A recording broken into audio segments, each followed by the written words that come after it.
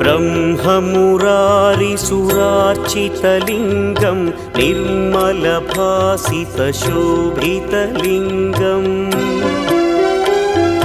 जन्मजदुःखविनाशकलिङ्गं तत्प्रणमामि सदा शिवलिङ्गम्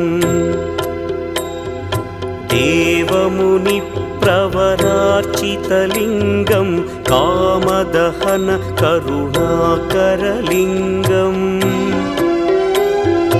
रावणदर्पविनाशकलिङ्गं तत्प्रणमामि सदा शिवलिङ्गम्